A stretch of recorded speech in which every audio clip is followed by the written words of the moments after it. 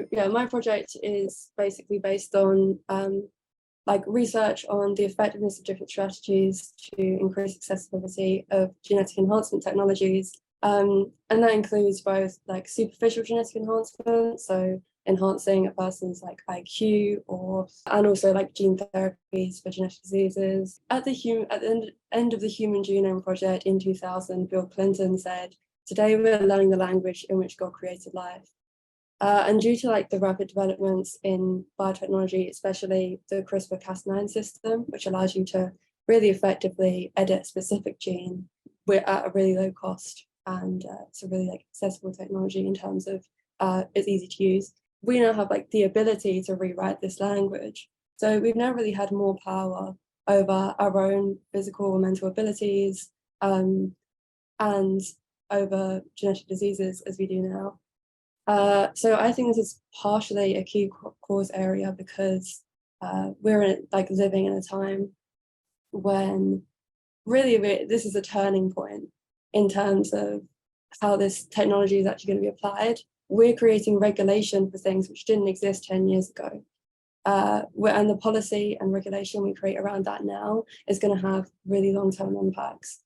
So part of its importance as well is just due to the fact that it's an incredibly large scale, has incredibly large scale applications. I mean, even just talking about humans, although there's applications ecologically and stuff as well, to like say mosquitoes, like, people probably all heard about that. Just to humans, there's 80 million people currently suffering from genetic diseases. And because CRISPR is so effective in selecting a specific gene, if we know what gene is causing a disease, we can use it to help cure that. And then even outside of that, 95% of the population has some kind of disease, and a lot of diseases have genetic factors. So I think for schizophrenia, like 81% of the likelihood you'll get it is based on your genetics. So even outside of purely genetic diseases, this is going to impact everyone. And then another way of looking at it is that there are long-term impacts of it, both through like in three ways. Through the fact that once someone gets genetically engineered, the effects of this are carried on through generations. So if you eradicate a genetic disease in this current population, that means that throughout future generations, no one will ever suffer from that disease again, or until it mutates again, and we have the fix already.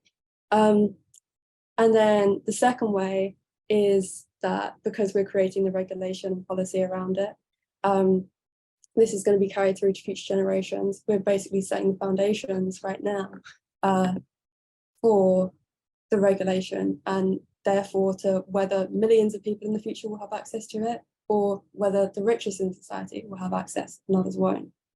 And also it's potentially a really effective way of reducing existential risk, looking at things like AI alignment, or what was another example? Or institutional decision making. If we can select for positive traits, select against psychopathy, narcissistic traits, sadistic traits, and make our decision makers better, and also enhance our capabilities of understanding AI so that we can more accurately predict how it's going to go and how, like, what we should be doing to align it. It's really, really widely applicable to almost any cause area.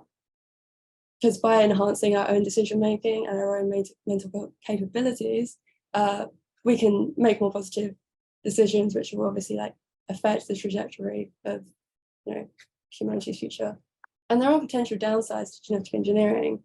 Like there's a risk of off-target effects, a risk of use by malevolent actors, and of widening inequality. But my argument is basically that I'm not advocating for this technology if governments don't approve of it and if governing bodies for it will run against it. My goal is just to kind of find pathways through existing regulation so that people can access it safely. Because for the first two of these downsides, there's already substantial mitigation, which is by regulating it very heavily. So it's reducing the access people have to it. And I understand that I think that's for a very good reason. And I think that's necessary now. But it also comes with this risk that the heavier the regulation, the more inequality will be exacerbated. So if only a few pharmaceutical companies are actually able to produce and legally sell these gene therapies, they're going to have a massive market share and be able to exploit and bring up the price as much as they want. And because of that, like that will happen for genetic disease treatments, but also for genetic enhancement. So we could potentially be creating a world where the upper class, the people who have access, are genetically distinct from the have-nots, the people who don't have access. And yeah, I think I don't see a possibility of a future where this isn't used.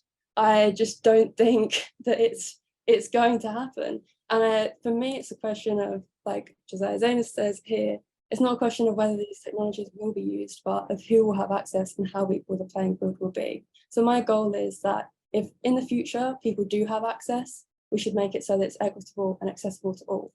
My progress so far is that I've evaluated existing prediction models of the future of genetic enhancement and reviewed the existing research on related issues like access to pharmaceutical drugs, and then compiled a list of potential strategies. And then my path to impact is basically that if through this research I can find an effective or potentially effective way of increasing accessibility, I can write that up in a policy proposal to the governing bodies for it and suggest which would be the most effective strategies of doing this.